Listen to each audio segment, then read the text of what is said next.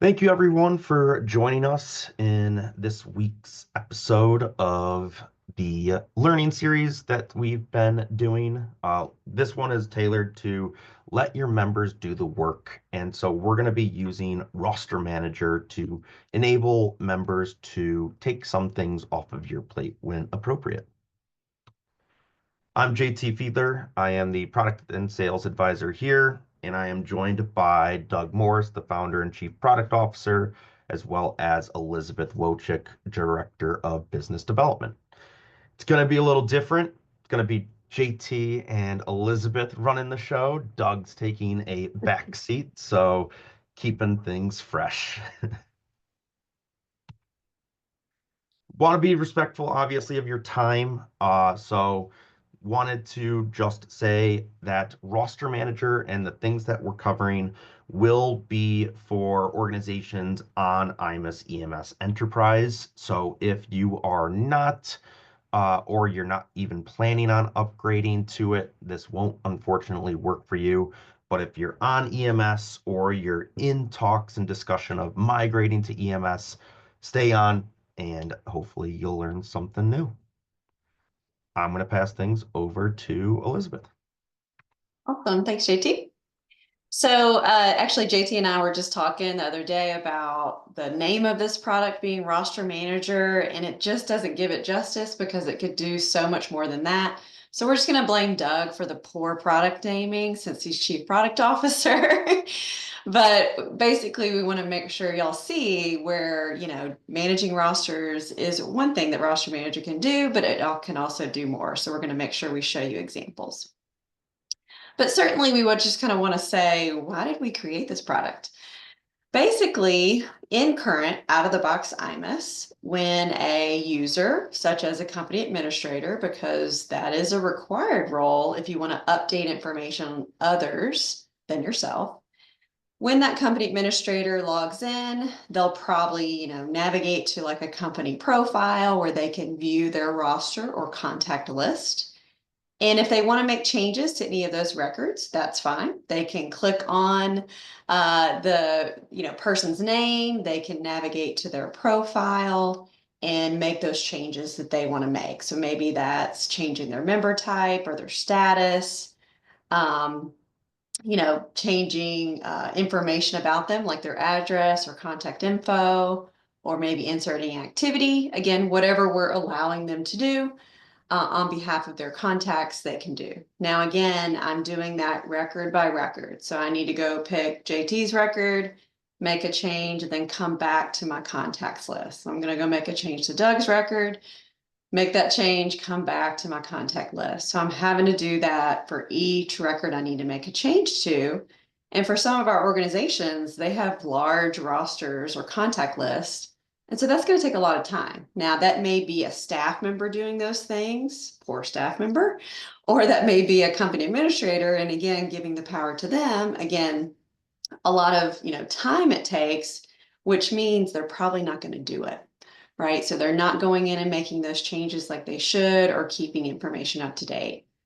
So with the roster manager tool, we said we need an easier way for that company administrator or authenticated user to be able to make changes to records all at once. So we want them to be able to select multiple records at a time to then perform the updates that they need to be able to make.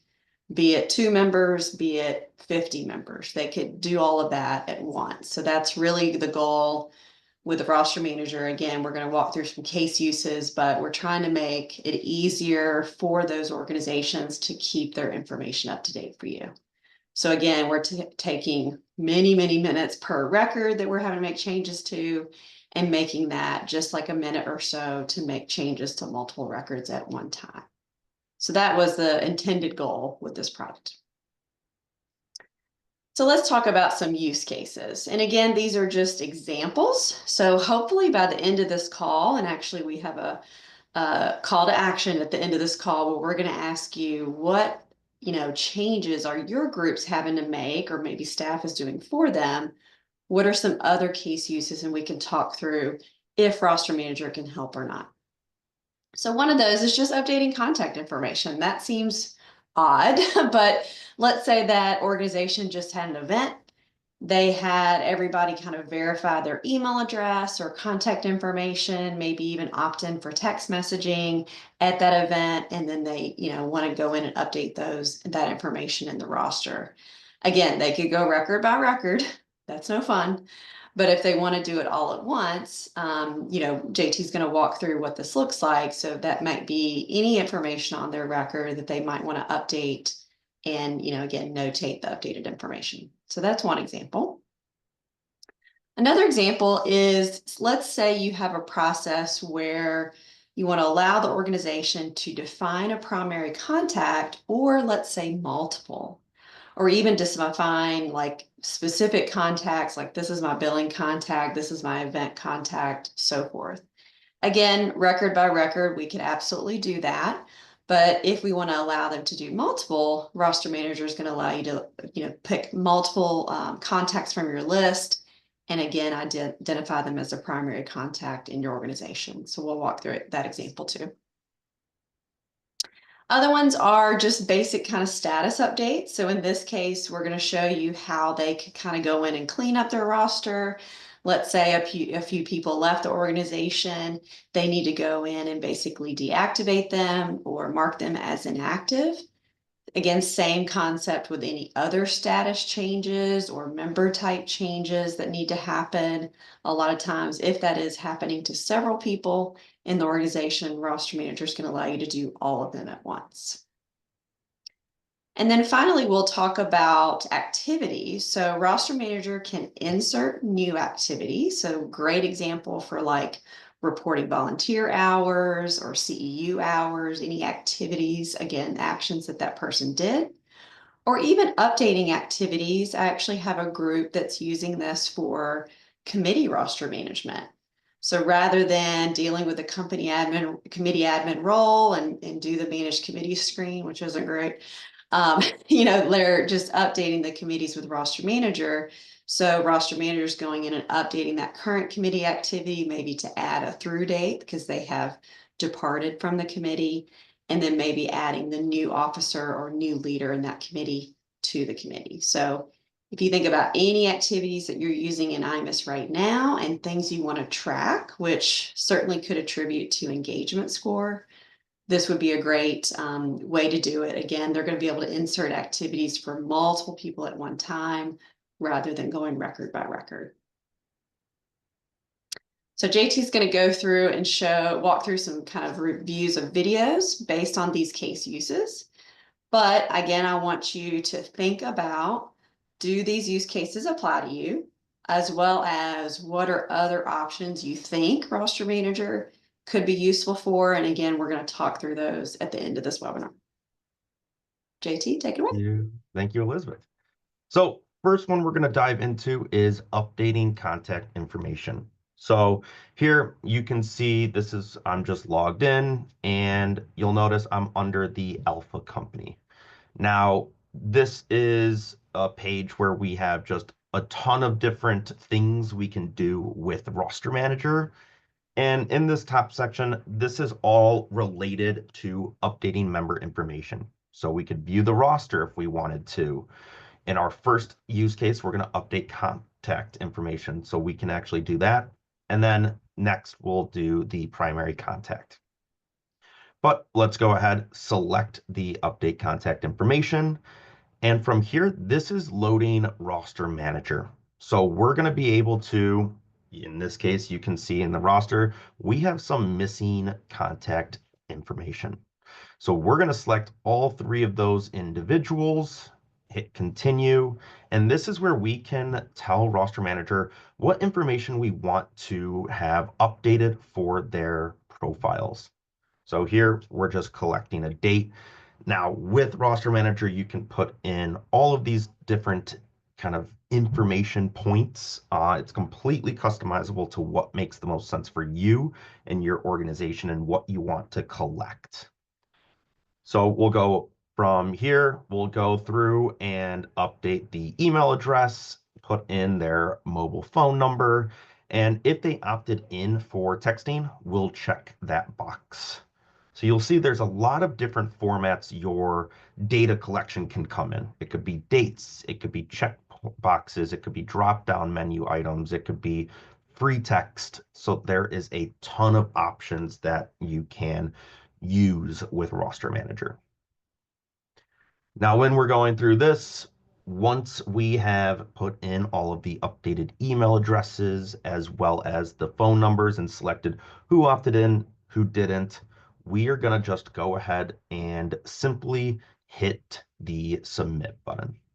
Now from here, Roster Manager is taking these updates and it is processing it behind the scenes. So it's updating the email address for those three individuals.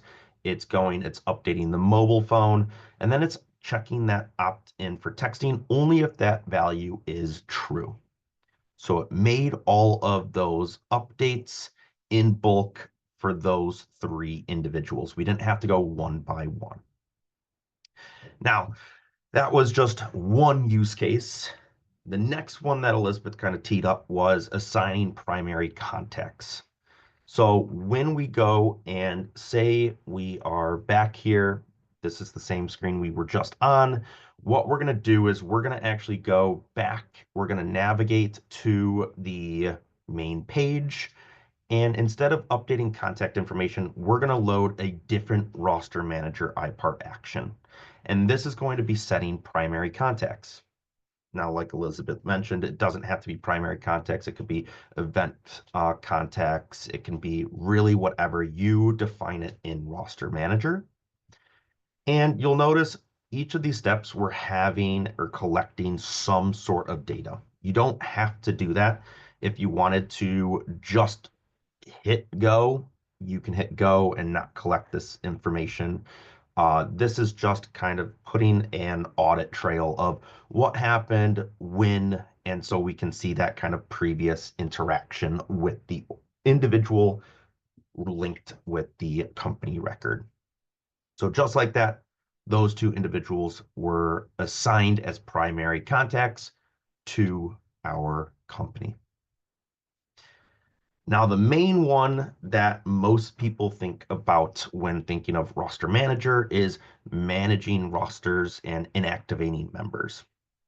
So this case, we've kind of touched on updating member information. So it goes obviously beyond just inactivating members or managing rosters. We updated member information, made people primary contacts. There's a lot of things that you can do. But in our use case here, we are going to simply update their member statuses. So we're going to inactivate these individuals as maybe they left the organization. So here in this next step, we can click the inactivate members. But another thing to mention is you can actually have hyperlinks in your text. So there's multiple ways to navigate to that roster manager page. Here, this is where we're going to just simply select all of the individuals that we want to remove from our roster. So instead of going one by one, changing the member statuses, we're going to select these three individuals. And when we hit continue, we're going to add additional insights into maybe the reason why we're inactivating them. So once again, this step is optional. You don't have to capture this information, but maybe we want to just say these three people, we're dropping them because they left the organization or whatever that reason may be. Once again, we hit submit and roster manager is taking care of the rest. So it's going and finding those individuals and it is removing them from the company's roster. Now, this is just tracking information in a panel on their profile so you can see it. But with that, we're just going to quickly go and we'll notice that Harper Morgan is this first record that we see that we updated to say that she is no longer at the organization. So we'll go see the view roster and we'll notice that Harper is no longer tied to that organization. So it updates in real time. So they're going to be reflected, those updates are going to be reflected in real time. Now, the last one that we're going to touch on is updating activities or handling volunteer activities.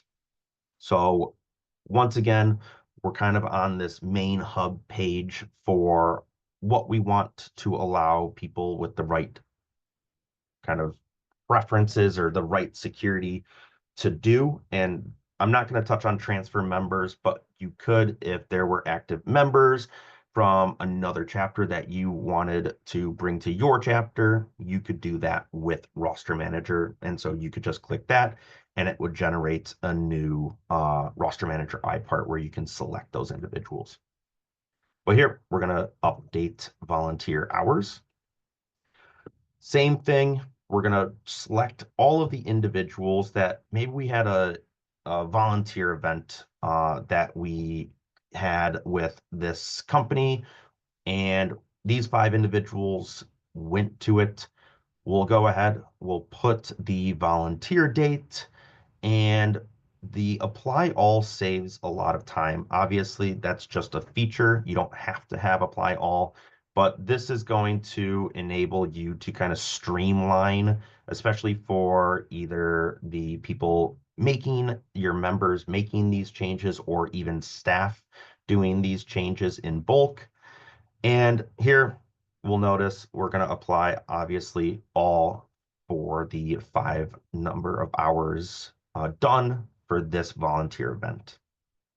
We'll go ahead, hit submit, and just like we've been seeing, Roster Manager is putting in 5 hours for these 5 individuals and their volunteer hours. So you can really customize what you want to do with Roster Manager and really streamline processes. And I'm going to pass things back over to Elizabeth to kind of go through why Roster Manager. We've touched on a little bit of it, but she will be able to kind of bring us home. Yeah. And before I get into this slide, I wanted to answer a couple of the Q&A answers because I think they're good ones to discuss. So there's a couple of questions about the change log. So as when you do changes with IDMS, certainly if those are logged fields in IMS, those changes will be logged. I believe, Doug, for IDMS, it will show as your manager record or, whatever the background your is. cloud background account. Yeah. Yeah. This will be the same way, but with Roster Manager, basically you can define what information you want to track, right? So in the examples JT shared, we're collecting like effective date and reason and things like that. And certainly you can save that somewhere in an activity or panel source or whatever. In the documentation guide on our website, it talks about, we typically recommend creating a panel source that's multi-instance, that's like the details of the transaction. And there's actually a couple extra fields we can use to track. So some of those are the ID in the URL, the logged in user, transaction date. Even if you're not collecting effective date, we want to just track when this happened. So really you can kind of create your own changelog with more detail than what the changelog actually gives you. So again, that gives you the ability to know who made the change, when they made the change, and obviously what did they change. So that's a little bit more about, again, change logging and knowing who did what. There's also a couple questions about if I remove somebody from that organization, if say they mark them as inactive, what other things might happen. Again, I can make Roster Manager do all the updates that I need to make. So if I need to remove their company ID or connection to that company, I can do that. There may be certainly some things that you want to do post-process where you may have an iWorkflow job or something that's maybe clearing out their email address or again, identifying as, no longer connected or whatever those things you want to do. But in most cases, you can make all the updates you need to make. I don't know if we understand the question exactly, but there was a question about company address. Certainly you could use Roster Manager to update your company's address. Usually this is about, people. You could go send someone to a company profile to update address there, but I'm not sure if that's exactly what we're asking. So yes, Roster Manager is an add-on to EMS. So it is a product that you would purchase, just like any of our other CSI tools, that you would pay an annual fee for and have support for. So it would be an add-on, certainly if your organization needs this type of tool. But note, like JT showed, I can use it in a million different ways. So, right, so the product is just that I part that we're adding to your system, but I can have multiple places where I'm using that same I part in multiple ways. So there's kind of no limit with how many times you could use it. And there's a question about rosters of individuals. Can we pull rosters of companies? So the rosters that JT showed in his examples are IQAs. So if you can pull that data in IQA, you can show whatever you'd like to show. So if it's let's say there's a person that needs to manage a company list, that's a great use. So maybe it's like I'm inactivating several companies. Again, it doesn't really matter what record I'm updating, as long as that record appears in my IQA to be selected. And then again, you're defining in that roster manager I part what updates you want to happen on that record post process. So that's exactly what it could do. Okay. All right. So again, just kind of talking through like, why are we here today? Why are we talking about this? Certainly, roster manager is going to provide efficiency. And again, that doesn't matter if staff is doing these actions or that company administrator or again, authorized user. Now, I don't know if I explicitly said it before, but the company administrator role is not required to use roster manager. Now, certainly in most cases, the person doing these actions probably has that role. But if you need another person to be able to update these things in a roster, I just need to allow them to securely access the page that roster manager iPart is loaded on. So again, they're not, going to each record and requiring that company administrator role. They're able to make these updates with obviously rules in place, and make those updates safely. So again, the efficiency is allowing them to do updates to records all at the same time, picking those multiple records. So they're just getting things done faster, but also you're getting more accurate information, hopefully, and more up to date. Also consistency. So as JT showed in his examples, we're asking them for information. We're allowing them to put input information or use that apply to all. So it reduces kind of mistakes of, miskeying information or maybe making sure they pick the right person, right? We want to ask them some questions to make sure they pick the right person. Again, just providing some consistency with what they're providing you. And then just improve data management. Certainly your staff probably has better things to do than, update records all day long. Give the power to your organizations. Let them handle these updates on their own. As you saw, we have rules in place. They can only pick the people that are eligible for those actions. They're giving you additional information to confirm the change. Give them the power to be able to do the work, as well as you're tracking again, who did it, when they did it, in case there was a mistake that you can change back. So, don't be scared to put the power in their hands, allow them to be able to do the work for you. They are the most knowledgeable about their own roster lists and contact lists, so let them do the work. And then just a better user experience. Obviously for staff, if they're doing anything from a record update standpoint, record by record, we want to give them a better experience, again, save them more time, but also user experience on the organization side, giving them an easier place to make multiple updates. They're not having to do one by one and taking them all day, which means they probably won't do it. So again, just enhancing their experience. So going back to the Q&A just for a second, and then we'll talk about this question. So it doesn't have to be a company admin and that there are permissions that person must have. So again, a content page in IMIS, if y'all are familiar with creating content pages, you can put security access settings on that content page. That could be, they just need to be logged in.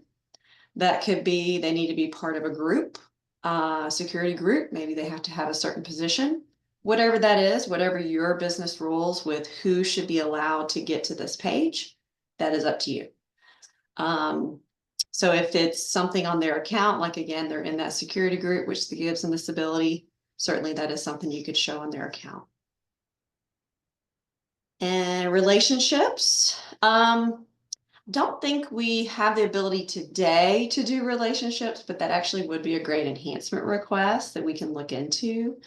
And you can always Again, pair it with IDMS in that case. correct. So if I wanted to create a relationship with IDMS, which certainly can do that, maybe I'm using Roster Manager to just kind of collect the data, the details, and then there's a post activity with IDMS that picks it up and does the actual relationship creation. But again, would be cool to add into the product. Okay, so what version of IMIS is available for? What version, JT? IMUS EMS Enterprise. EMS. So if we're on Mhm. 2017 or back, this webinar is not for you, but I'm hoping you see the potential because really all of us should be considering going to EMS with all the new features. This is one of those tools that you'll be able to take advantage of once you're on EMS. So we've talked to several use cases, answered some questions. What are some things that our groups on this call have been thinking about of, oh, maybe I could do this, or maybe this could be an easier way for my organization, leaders to be able to do something. What are some of those things that have been popping in our head? Put them in the chat, put them in the Q&A, whatever you are most comfortable with.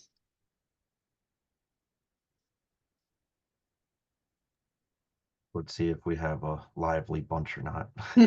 I had someone message me one. I don't know if they're going to put it in the chat. And that was, for the IMIS users group, it'd be great to be able to go in and just say, here are all my peers coming to the conference. Drop that into the panel and have IDMS register them all. So Absolutely. That's a really good example. So again, the example is I have a roster of my, again, eligible people coming to an event.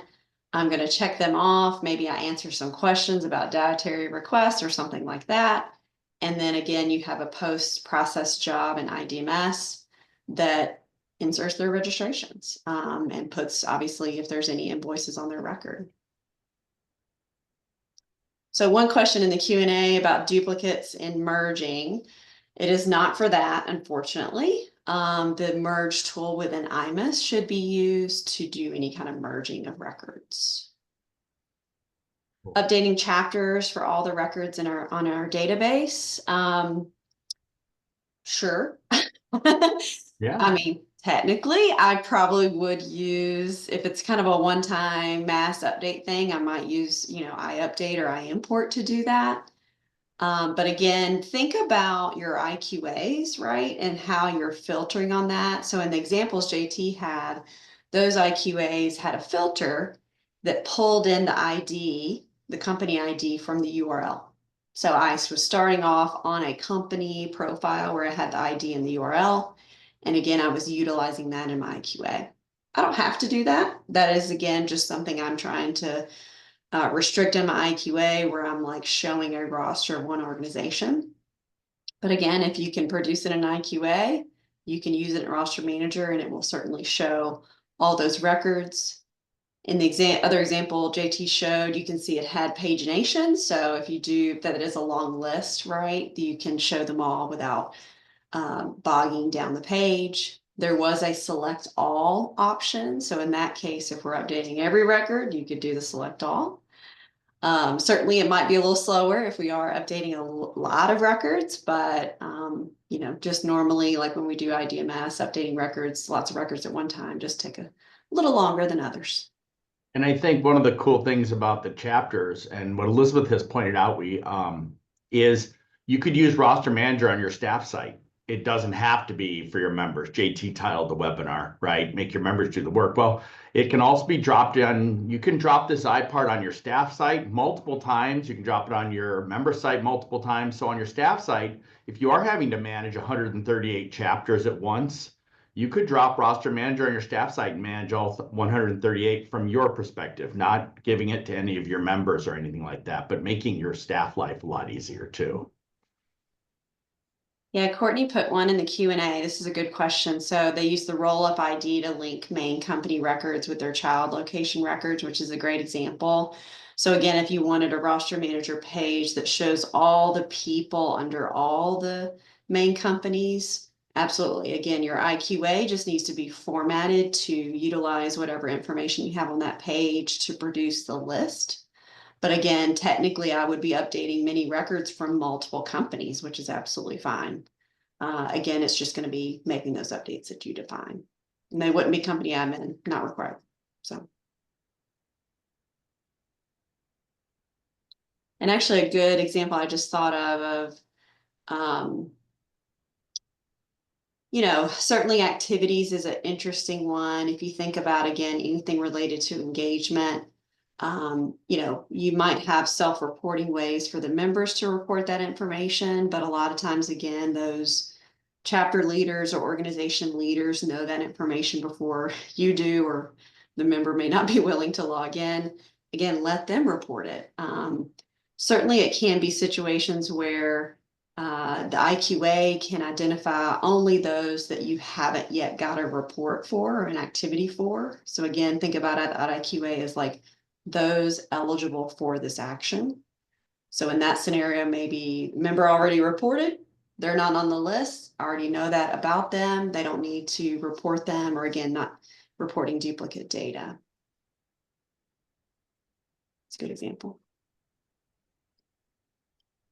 What else? What other examples are we thinking about? Or any other questions that we... Yeah. That's the most questions in Q&A ever in a webinar. I know, they're really good too. No. Well, while we're waiting on more questions or use cases to come through, I do want to remind people that the IUG Users Summit in New Orleans is going to be going on next week. So it's going to be in New Orleans. There is a promo code. If you haven't registered already, you can use 25 off, and that will get you 25 I think dollars off, or 25%, one of the two, off of your registration. So you can just go ahead, and I should have copied that link, but there is the link, and I'll just And if you find JT at the conference and go up to him and say learning series, he will buy you a hurricane beverage. Oh God. Without his company credit, without using his company credit card. It's like a magic trick. I think it should be like a dinner with Doug and JT at Galatoire's, which is a very nice restaurant. It's on Bourbon Street. Sounds very nice and restaurant. expensive. With an insulin chase, yes. That's Mr. Nicoletta.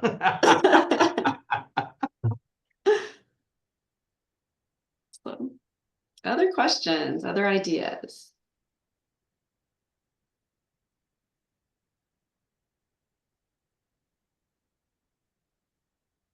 So JT, are they getting a survey too? yeah, they should be. All right, good. Please, on the survey, if you liked Elizabeth better than me, do not write that on the survey. That's my only request.